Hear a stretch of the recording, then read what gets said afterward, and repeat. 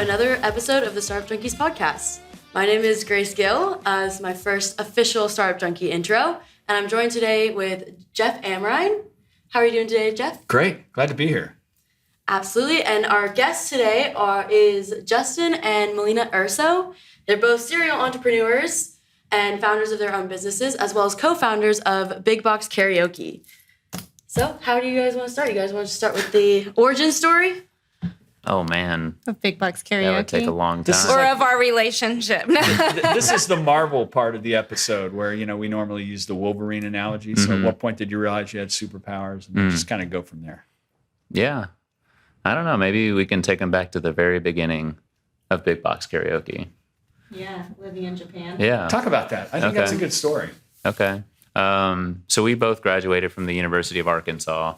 I graduated in 2006 and degree in economics here and I don't know if you know this, I actually went to DC before that or after college to work for the USDA.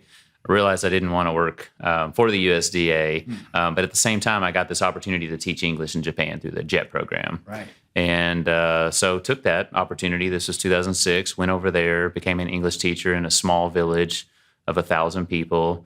This was one of those places that was on the Lonely Planet guidebook when we still had to use Lonely Planet guidebooks. The actual physical book, yeah. It was listed as one of the 3 hidden regions of Japan. I remember on my application to teach, I put I wanted to live in a big city. And this was the most remote place, one of the most remote places in Japan. And it was called Nishiya Yamamura, a small village known for its vine bridges and onsens and hot springs. Just one of the most beautiful places we've ever been. So went over there. I was there for 5 months. Melina graduated in December. And then she came over, lived with me in Japan. So we were both doing English, teaching English over there. And that's where we fell in love with karaoke, right? So among other things in Japan. And we enjoyed karaoke there, enjoyed it in the private rooms, which is common over there. There's actually 100,000 karaoke rooms in Japan, which is incredible. And so that was kind of the origin of like falling in love with something over there from a different cultural perspective and wanting to kind of bring that back to the U.S. So I don't know. After we moved back in 2007, we ended up in Chicago. And so we frequented a place. Maybe you can talk about the place that we used to visit in Chicago. Yeah. In Chicago, we looked for a karaoke place that was like this concept. Right. Get your own room and karaoke with your friends. And we found a place. It was like 45 minutes outside the city, a 45-minute cab ride. And we're like, well, let's just go try it out. And we got there, and it's exactly like we wanted it to be with the rooms for our friends. We brought a whole bunch of friends who had never done it before. They're like, where are you taking us? Because really this place was a divey, kind of sketchy place. You went after 11 p.m. at night. Yes. and you were lucky if you got a room because they're pretty packed. But we stayed for hours, spent a ton of money, and had a lot of fun. And we would bring new friends, like a lot there. And a lot of the times our friends would be like, you're not going to get me to karaoke. I'm just here to watch. But by the end, they were the one like, holding the mic, not letting it go, and just loved it. And so we kind of consider that our testing ground for seeing if this concept would work, here. And so our idea to open our own came to be because we were going there, spending a ton of money and driving so far, bringing all our friends. But we couldn't, it was not a very high-end experience, not saying that we wanted a high-end experience, but it wasn't that nice of an experience, and it was not close to where we were living. So we wanted to bring something downtown, something a little higher end, something that accommodated all ages too, not just 21 and up. Right. I think, and also you mentioned testing, and that's one thing that we were doing. We might not have been consuming as much beverages sometimes as our friends. We were taking notes. We were seeing what people ordered, how much they were spending. We were looking at the flow of like servers in the facility, how things were operating, because we didn't have any experience in this, so we didn't, but we had an idea that we wanted to conceptualize and bring to market. I'm pretty sure that place was like an old doctor's office too, right? I mean, the rooms were like doctor's rooms, where you'd have a doctor visit that they converted. And I always say this: I'm pretty sure they pulled in furniture from the back alley, like in Chicago. I don't know if you know this, but the history of Chicago, like after the fire, they built all these alleyways behind homes, right? And what happens is when people move, they just put old furniture out in the alley. Right. And that's what the furniture was in this place. Oh, no kidding. Yeah. They went around and gathered it up. That's what it looked like. Hey, that's capital efficiency there. They were scrappy. Sustainable. Yeah. And the place was packed all the time. Yeah. Right. I think they could have afforded more modern furniture, but it was a fun time. And that was like our testing ground. And a certain number of years passed where you were busy in other startups, other activities. Talk a little bit about that part of the journey and then finally launching what you're doing today. Well, we tried to open one in Chicago first before we got busy, before we got wiser, 2009. before we had any money. Yeah. It was 2009. And we're like, we got to open this. And our roommate at the time in Chicago was an architect. So he helped us draw out the floor plan. We found a spot just a few minutes down the street where we lived. And then we started knocking on doors of banks and asking them if they'd give us some money In to open this. 2009. Yes. 2009. Which the banks are like, what? Who are Yeah. you? They said, you're young, you have no money. Why are you in here? Yeah. It was 2009. Yeah. But we had a great spot that it was going to cost a lot of money. I don't know. We were just naive. We thought we were going to get in there and get a loan and open this place. Yeah. Yeah. But And it didn't happen. did not obviously. happen. Yeah. We decided to move back to Arkansas, which is where we're both from, to be closer to family and settle here in Fayetteville. And moved on with our lives. And throughout that time, we had day jobs. I'm a marketer, and so was marketing for a trade association up there. Came back here. Startup scene was kind of taken off. This was 2011, right? Mm-hmm. Yep. And I took a job with a company called Collective Bias and got my foot in the door there and got my taste of entrepreneurship, being in an entrepreneurial space, which was a great company to work for. And did you stay through the acquisition by Inmar? So you were there for that whole ride, essentially. Oh, yeah. from I was very the early. 11th employee. Wow. And by the time I left, we had been acquired, and we went through one round of funding and then acquired. And then, I went from 11 employees to about 150 by the time I left. And it was a wild ride and a fun one, but yeah, it was good. But, and then Justin did his thing, and you ended up going to get your master's. Yeah. So we had this kind of entrepreneurial bug, and I always say in the organizations we were working in, we were always interested in like the innovation, creating new things. I mean, especially on my side, I was told to stay in my lane a lot because I was always trying to create something new, find a better way to bring more products to market or sell more products. And Big Box was something we were developing as a business plan outside of work. And so when we moved back to Northwest Arkansas, I had heard a lot about this program at the university that was getting kind of startups off the ground, mostly high tech. I don't think I was really compartmentalizing the fact that they weren't working with small business, and I didn't even think that Big Box was a small business, right? In my mind, it could be this like big, amazing thing, right? And so one of the reasons why I joined the executive MBA program at the university was because I wanted to launch a company, right? And I was working on an app at the time called Migo. You might not even know this story, but I was working on this app called Migo. But we were also building Big Box. We still had the business plan that we had kept updated. And one of the first classes with Dr. Carol Reeves, who's a great friend and mentor of mine, I pitched her Big Box Karaoke, and she was like, "Well, that's not really what this class is about, right?" And so I pivoted into my other idea. And then when my team found out that I couldn't code, they essentially abandoned me on that idea as well. And that's how Jason and I, my other business partner, found ourselves years ago. And that led you to the next thing was Skosei. But the one thing that's interesting about that and Carol and I could probably have a good debate on this is, what if you had been Tom Gordon and it had been some years back and he'd said, I'm going to do this thing called Slim Chickens. And she's like, well, that's not really what we do. And now he's sitting there with a 1,000-store commitment. It's $1 billion. That's where we will be.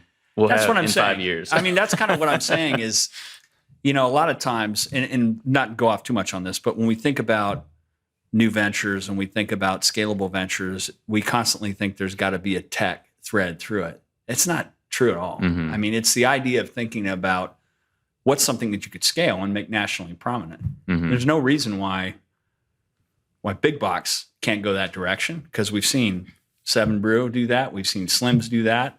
I think Butter Biscuit is going to do that. And they're all kind of conventional businesses that are run extremely well, just like you run Big Box. Anyway, keep going. Yeah. Enough of the rant. Yeah. Well, I mean, that was kind of this time, Yeah. when we wanted to make that a reality. And one of the things we kept doing was always keeping the business plan updated. Yep. And And I didn't realize that the whole time. I didn't realize you had talked to me about it kind of halfway through. I didn't realize you were kind of working on it in the background all the way along. That's cool. we were, and it was a matter of changing dates and years. Sure. Right. Right. And then markets. Like Projections Chicago are moving to the Yes. right. Launch dates are moving right. Mhm. So we kind of kept that the same. I think we switched from doing it on a MacBook eventually to a PC. That was one shift we had to change in terms of the PowerPoint. But in 2015, you might not know this, we tried to open it again here in Fayetteville. So where Atlas is now. Okay, yeah. So we had that building under lease, and we were going to buy out another business that was in a spot there and put Big Box in there. That building was in complete need of a lot of repairs. They were structurally not sound. Sure. It was a project that we were just not able to take on financially. Sure. And it worked out for great reason. I mean, Atlas is an incredible restaurant, Right. One of the top in the state. And we're really proud that ended up being there. And so we ended up not moving that forward. And then 2018 came around. I'm still doing Scosay. I think we had hired you at Scosay as well. You had, maybe you talk about your transition. Well, from Collective Bias, I was ready to kind of get into a new space, but I really loved the startup space of a company. But I wanted to learn the B2C side of marketing. And so Collective Bias was definitely B2B. And there was a company in town called Lauren James, Right. and they were looking to build out their leadership, and they were gearing up for acquisition, and they needed a CMO, and I came on board for that and spent a year with them and got a lot of education on B2C, and then decided to finally work with Justin in an official. Was that when manner. Lance and Lauren were still there before it kind of went the other direction? Yep. Yeah. Interesting. Yep. Yeah, I never worked for anybody else besides them. Gotcha. And so it was really interesting going from that B2B space to that space where it was just so fast and you could see the marketing instantly work to get Right. somebody to purchase something, which was really cool. But I decided to finally kind of go out on my own, but work with Scosay and Justin. He's like, why are we spending so much time helping build other people's business, and let's build our own. And so Scosay was at a good point at that point in time. And meanwhile, in the background, Big Box has always been sort of our passion project is what we called it. And in 2015, when we tried to open it, timing is everything, I think, as an entrepreneur. And in 2015, I was pregnant with our second kid. And we also weren't really financially ready to make it that investment. So actually the structure of the business was going to be a lot different than what it is now. We were taking on investors. So we were, doing a lot of calls to friends and family to see if they could lend us some money and be investors. And it didn't work out, and for good reason. And in 2018, Block Street also was different in 2015. Right. And it was just Maxine's was there, Hugo's was there. Tables And that was kind of the end, right? And the rest of it was kind of weird stuff the rest of the way down. Right. And so Big Star was kind of a craft cocktail bar that was in the Atlas building that we were going to buy out and all that. And anyway, it was just kind of starting to get to where it is today. But in 2018, Pinpoint had just opened, and we were going to Pinpoint to try it out for Justin's birthday, May 2018. 5 years ago, this next week. Oh, yeah. And we passed the building that we're in now, and it had a for lease sign in front of it. And it was not a historical building. and we're like, let's call. It was a bike and a coffee place. Right. And beer, maybe. I think they were It was called Handlebar. Yeah. I Yep. think. Do you Yeah. remember that place? Yeah. So we called and then we opened December 2018. So it was like super fast. And at this time in 2015, when we were going to banks here to ask for loans, they're like, what is this concept? We don't know. This is not going to work, but in 2018, You're able to get somebody around the bend on it. yeah, They understood there it. was Yeah. more. There was a Well- lot more different concepts happening at that time in Northwest Arkansas that I think I think we got a little bit lucky too on the timing. maybe. So in that location that we are on Block Street, there was three people bidding for that location. Wow. And the other two were Hounds Lounge and Feed and Folly. Huh. And the way we understood it was Feed and Folly wanted to put a rooftop. The owners of the building didn't want a rooftop.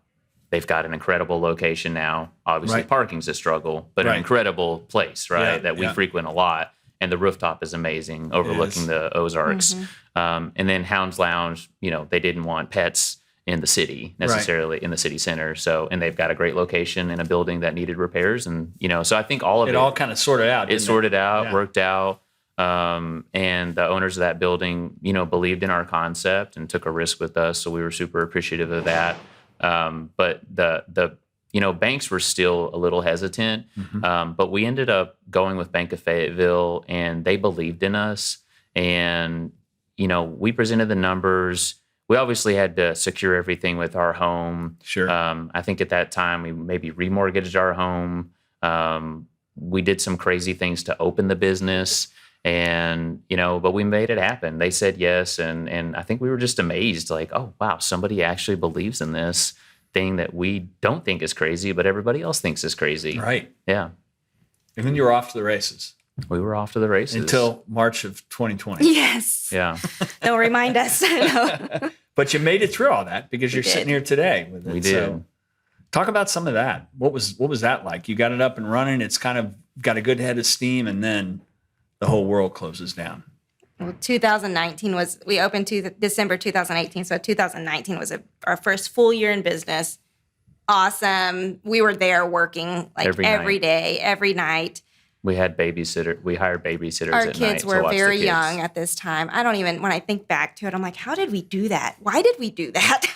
But we did it. And we had a great support network, get great babysitters, and we were there. And at the end of 2019, or maybe it was in 2019, somebody was called and was like, hey, we want you to open one in Rogers. I'm like, what? We just opened this thing. And so we were starting down that path because we always thought that Big Bucks Karaoke was going to be a multi-location business. We never really thought of it just as one and done. And so we were kind of working out a floor plan and negotiations there, and luckily didn't sign anything, or maybe unluckily, I don't know. But and then March 2020 happened. And Well, so but at the beginning of 2020, we decided we were going to go all in on that's this. true. Forgot about Right. that. And so we had kind of quit everything else we were doing and said that this is what we need to focus on. So that was a big decision to Right. make that, and then, March 15th is the date I think everybody remembers. I always tell this story. On the Saturday before the shutdown, in an 8-hour time frame, we did as much revenue as it took us to make in the next 6 months combined Wow. in 8 hours, right? Wow. And it was one of our busiest nights ever. But it took 6 months to make that same amount of revenue that took in 8 hours. Crazy. Yeah. And we were, but I don't know. I look back at that time and I have a lot of positive memories. I mean, we were definitely losing a lot of money. Those first, 3 to 6 months were really scary. You see the bank account just continue to go down, down, down. And it's just a numbers game at that point. And you say to yourself, like, we can't, 8 months, we're gone. Right.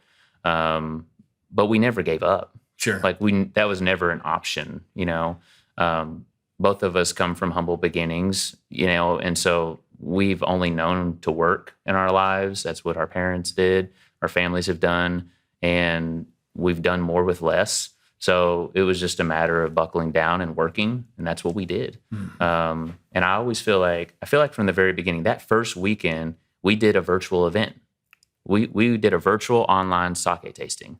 We sold sake to people. They brought it home.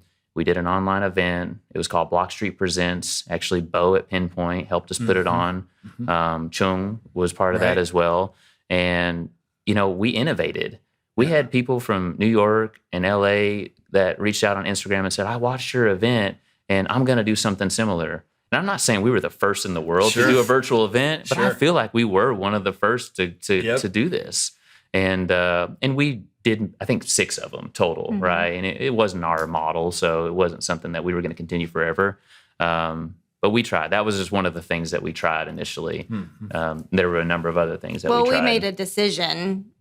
After we made the decision that we need to shut our doors, we made a decision that we were going to continue to try to make some money, however we needed to do that. And luckily, we're a restaurant too, so we have a food program. And most people who came to Big Box at that point in time came for the karaoke and heard the food was good. And so we decided we can do carry out. Arkansas lifted the law for us to sell alcohol by the bottle, not alcohol, but wine and beer and all that. And so we did a carry out campaign, and we made sure that we were strong with our email communication because that was the only way to communicate with people. And so we had a pretty good email list, and people who loved our business came and supported. I mean, like every week. It was amazing. You were one of them. Yeah. Yeah, And, thank you. Yeah, absolutely. I mean, it was really cool just to see that community come together for all the small businesses in the area. But we made that decision. I mean, we weren't making a ton of money. We were not even breaking even. No, But, $300 to $500 a week. yeah. So, but it was something. It was our goal with that was to stay top of mind. Right. We want to stay keep the top brand of mind. alive while Yeah. you're in that. And be real about what we're going through. Sure. And so we made a decision to do that too. Like let's just be real and communicate about what we're going through as a business and business owners, just so people know that. So, yeah. We averaged 50 reservations a week before the pandemic, and then you go to 0, and 80% of our business was based on reservations. So, the math just doesn't add up when you can't put people in rooms and, have those parties. So that's what we had to do. Melina was cooking in the kitchen. And I'd never cooked in our kitchen before. We had always had, people who were skilled at that and did that for a living, do that. And just like, I'm just going to have to figure it out. And so that's when I became a cook at Big Box Karaoke, which, was good. It was a good thing that I know now how to do that. Justin now knows how to put some wings in the oven and things like that too. And cook a giant batch of curry. Yeah, there were some, when we finally got to open again, there were some days where it was just Justin at the bar, me in the kitchen, and our kids in room 1. Watching TV. Or playing hot lava on the floor. Yeah, or something. And super scrappy. Yeah, very we just scrappy. had to. And he talks about it kind of being, there were some positive memories because as a family unit, like in 2019, because we were at the restaurant like every single day, we didn't really have a lot of family time. So COVID for us, like got us back to that and forced us to have the family time that we felt like we missed out on in 2019, which was unfortunate that it was that had to do that. But, we have tons of really cute videos and pictures of our kids just having fun at Big Box. We would ride our bikes down to the restaurant and work and cook and, but anyway, yeah. The kids will have memories of that. I hope so. They will. Yeah. Good memories of that. Yeah. I think so. in some ways. I think it'll be some of their first memories. For sure. I think in a positive way, For which them, is it was not positive, everybody yeah. has. No, that's right. But they also know the struggle that we were going through. For sure. Like they understood that to some extent. Some of that's a healthy thing to observe too, when you see your parents working hard. For sure. Yeah. Absolutely. Grace, get in there. Don't let me dominate all the airtime. So I guess, now, so you guys got over the COVID hump and are now doing business now. So where's Big Box now? Like what's going on with it now?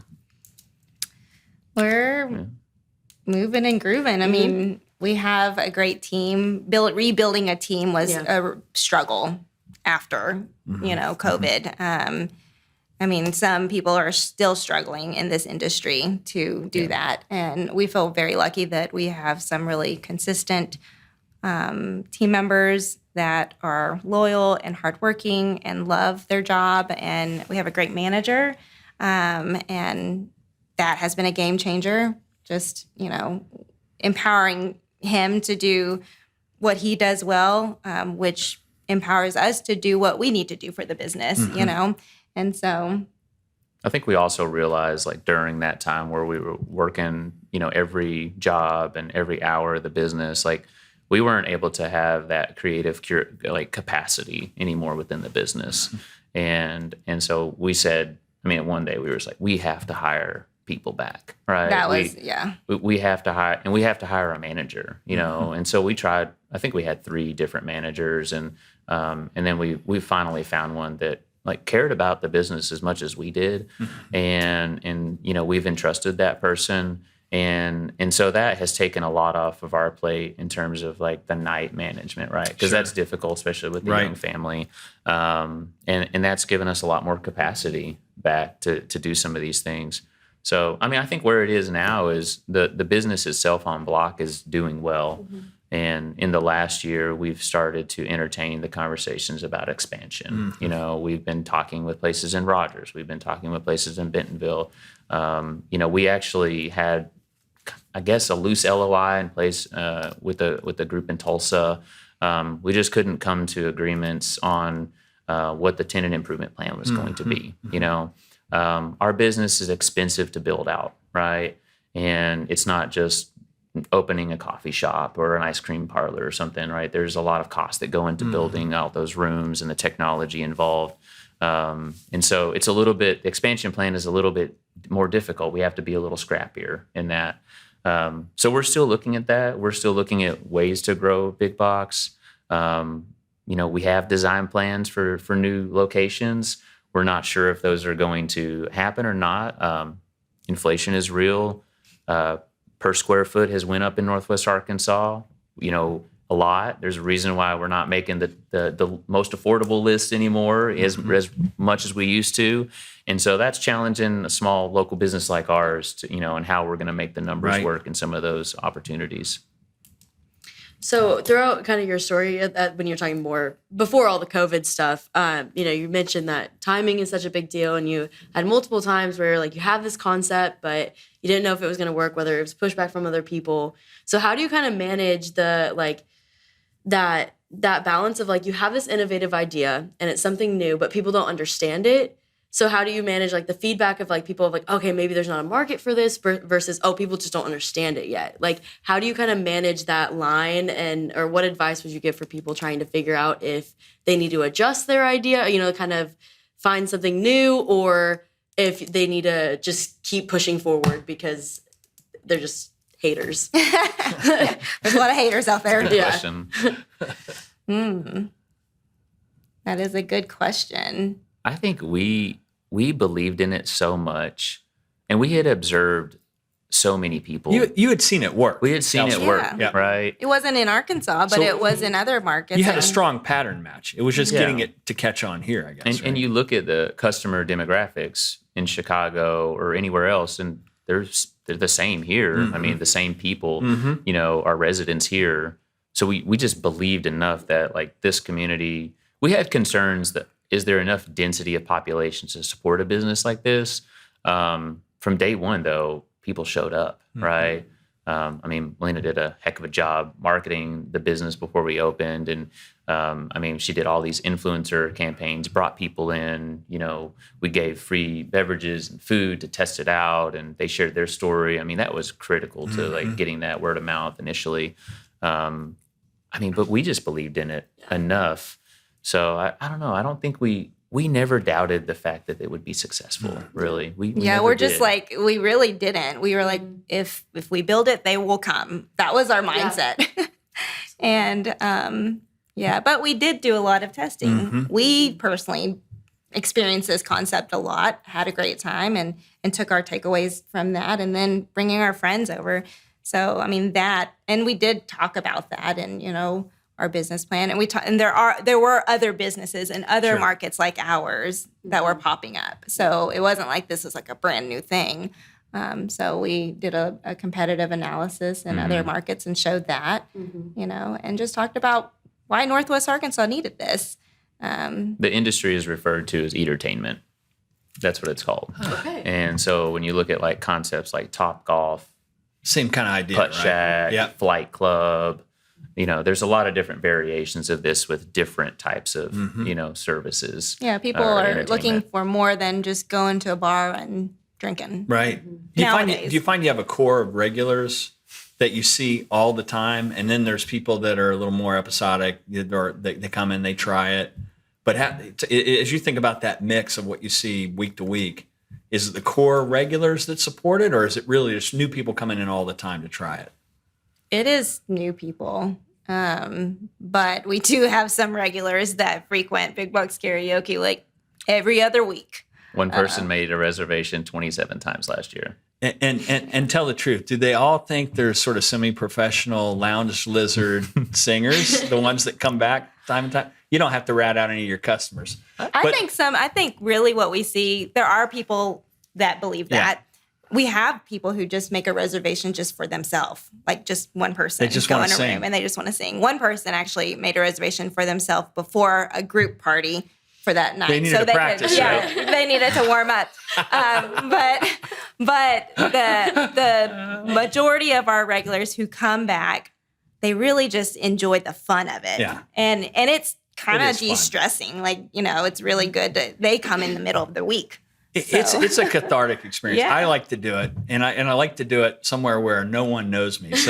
So in fact, whenever we go on the cruise ships, I would do it because I don't need any of these you people. getting on the stage. They're never. Yeah, I get on the stage. They're never going to see Are me you again. like a Frank Sinatra singer? No, I sing Toby Keith. Toby Keith. So I love this bar. Way off. that type of stuff, or Johnny Cash. But after she took a video of me doing it one time and then showed it to me, it's like, oh hell no, I'm never You're doing like, I this thought it was again. better than that. Ever. You This always is- sound different on a recording. Oh, it's though. like it was the worst thing. I thought, oh my God, I can't believe I had to be hammered. I wasn't though. I was completely stone sober. So anyway, but it's great. We've been in there a couple of times as a business and just with the team, and it's so much fun.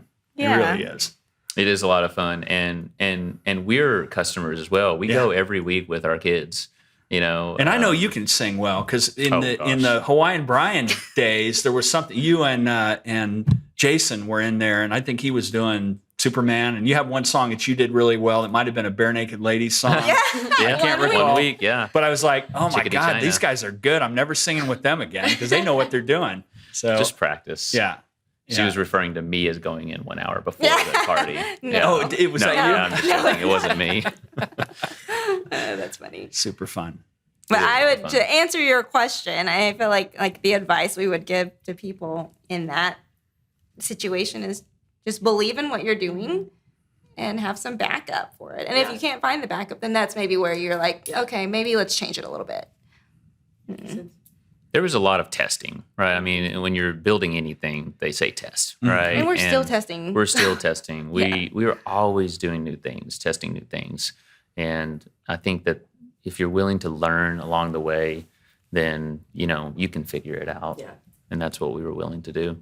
As you think about the business and you were to project 5 or 10 years down the road, what would you want it to look like? What do you hope it is at that point? We wanted, Big Box to be a place for everyone. That was always our mission. Mm-hmm. And we know when you're walking through the doors of Big Box, you see that on a Friday and Saturday night. Somebody in room 1 singing country, somebody in room 1 singing rap, somebody in room 1 is singing, Katy Perry Roar song, right? I mean, you've got kids parties, you've got adult parties, bachelorette parties, sorority, it's everything, right? Yeah. And we want it to be a place for everyone. So that means, we might need to be in different locations. We've always wanted this. Our goal was, to get to 5 locations and see what the opportunity is from there. Where it will be in 5 or 10 years, I think the biggest hurdle is just cost, right? And we've struggled with thinking about going out and just getting a lot of investor money for this, because people have come to us. I mean, people have come in there when we're working and said, I want to be part of this. This is great. Yeah. I want to be a franchisee, or I'd like to invest A in lot the of next people location. ask Yeah. if we're a franchise, and no, we're not. Not yet. But yeah. I mean, I think we like the flexibility of having our own place and not having to worry about some of the other dynamics. But we also realize if we want to achieve the goal that we set forth, then we might need to think about it a little differently. Well, and you two are both, you're business professionals, and you understand how to proceduralize things. And the whole theory in having more than one location is to be able to take that cookbook and replicate it with other people. So, I mean, and that's what Thomas said, at Slim's. He says, get to 3. Yep. And then see what it's like. Exactly. Right? Yeah. So exactly. That's what we're working towards. Oh, that's great. So we don't have a timeline. Yeah. We just kind of know what we see. And it doesn't seem like one of those things where you have to go at any kind of ridiculously fast pace because you're going to lose the opportunity. This seems like a category where you're not going to get to saturation. If you're wise about picking the next location and getting the right team, you can kind of be methodical in doing it. It doesn't seem to me like these things are going to be, because there's a barrier to entry and it's more difficult. They're not going to be sprouting up everywhere because there's not that many seasoned operators that know how the model ought to work. It's hard to do. Yeah. It's hard to build Yeah, one. It is. Yeah. People who are building their own kind of in like the Tennessee area actually have reached out to us asking just to talk. And recently I talked to 2 owners who are, I think maybe they're opening this fall, but they just wanted to ask us a lot of questions. And I'm like, I'm happy to answer anything because we're not building one over there. So we need more of these, and it's hard. But even if Are you sure you want to do it? You know? Right. Yeah. But even if we did, there's room for multiple plenty of room. competitors in this space. Yeah. As I mentioned, in Japan, there's 100,000 rooms. It's just Right. amazing. And South Korea is not far behind. Exactly. It's nuts. They're everywhere. I think there's maybe 1,000 in the U.S. right now, mostly, in the big cities, right? And then there's a few, sprouted up in smaller, mid-sized cities. You want to land the plane, Grace? Yeah. So I guess to land the plane, as per usual, if you guys could go back to wherever you want to go back to, wherever you think the origin will start, what is some advice that you would tell yourself? With all the Ourselves. accumulated wisdom you have now, what would you tell your younger self? If you would even listen, because I know I was stubborn as hell when I was younger. I wouldn't listen. If an old guy with a beard showed up, I'd be like, get out. Why are you doing it? But if you would take some advice from your wiser, older self, what would you tell your younger self? I think for me, I've had a lot of moments where I've pitched things and somebody has told me no. And so I get discouraged by that. And I let that affect where I go from there. Now it's hard to say that maybe that was good advice, though, because we still ended up in a good spot. But maybe had we just pushed through in some of those moments, or I had pushed through in some of those moments, and not just kind of like, I'm not going to say gave up, because we kept on, Sure. right? But in the moment, years might have went by where we kind of did give up, or I gave up. So I think my advice to myself would be just to listen, which we do, but maybe push a little harder, if you really believe in it. Good advice. That's a hard question. I think just thinking about just like our time with Big Box Karaoke, I would tell myself, trust people faster to handle what we need them to do. Because I think for a long time, we're going into 5 years of this business, it took us a long time to really find and trust people to kind of own and lead their roles within the business, so that we could step away. And we were always kind of there, and no one's going to ever run that business better or with more heart than us. And just knowing that, I think, I think we were expecting that, you know, and trying to find that. And it's just so hard. And so just like, I would just tell myself, you're not going to, it's unrealistic. Sure. You know, so, but we got pretty close. Absolutely. So. And you survive. So many businesses don't make it 5 years and don't have even the opportunity to think about what comes next. So good on you. We're glad you're in Fayetteville. Thank you. Glad to be here. Yeah. Where can our listening audience find out more about Big Box Karaoke or either of you? What's the best way for them to find out more? Big Bucks Karaoke on Instagram or Facebook. You can sign up for our email list. You can go like to 7,000 other people. bigboxkaraoke.com. That's great. Yeah. Yep. BigBoxKaraoke.com. You can make a reservation there, and it's super easy. You can just book a room. It says reserve a room. You can click that. You can pick your time and your date that you want to be there, and you're locked in. And then you're in there singing. So And it's way cheaper than going to a therapist. Yeah, That's true. it is. I think it's a good alternative. Yeah. That's true. Thanks so much for coming on. Thank This is you. great. Best Thank of luck you. with all that comes next. Ecosystem builders, entrepreneurs, chambers of commerce, mayors. If you're interested in taking your economic future into your own hands, we've got a book that can help you. Creating Startup Junkies, Building Sustainable Venture Ecosystems in Unexpected Places is the guide. It's a little bit inspiration. It's a little bit toolkit. What it will allow you to do is take your economic future into your own hands and build a sustainable small business, innovation, and entrepreneurial ecosystem in your backyard. If you'd like to hear more, check out creatingstartupjunkies.com. The Startup Junkie podcast reaches over 100 countries and has had over 100,000 downloads. If you're interested in reaching some of the most motivated and engaged innovators and entrepreneurs on a worldwide basis, give us a shout.